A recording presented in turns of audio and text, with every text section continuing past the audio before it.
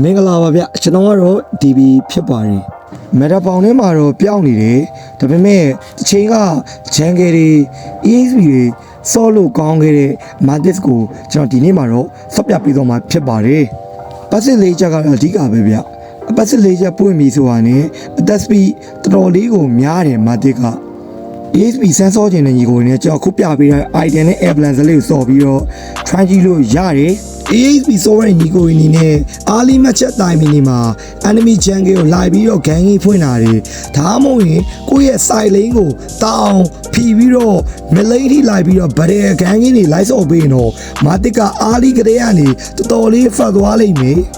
ဒီကတော့ဂျူရိုစောမန်ညီကိုနေနဲ့အန်ဂျယ်လာလေးပါရင် Matic ကပို့ပြီး OP တယ်ဗျ EXP စောမန်ညီကိုနေနဲ့ Matic ကိုကျွန်တော်အနေနဲ့ recommend ပေးရင်လည်းစောကြည့်ပါတော်လေးကိုစောလို့ကောင်းတယ် blade နေလည်းပါတယ် enemy gang ကြီးဖွင့်ကိုကလေ gang ကြီးပြန်ပြီးတော့ဒီကောင်တို့ဒဲပြီးမေးလို့ကောင်းတယ်ကဲကျွန်တော်အနေနဲ့ Matic စော့ပြပေးထားတယ် brother အနေနဲ့ကျွန်တော်ခုပြပေးထားတဲ့ item နဲ့ avalanche ကိုစော့ပြီးတော့ Matic ကို try လို့ရပါတယ်အောက်ဗီဒီယိုများမှာပြန်တွေ့ပါမယ်ခင်ဗျာကျွန်တော် channel လေးကို like and subscribe like and follow လေးလုပ်ဝပေးခဲ့ပါဦး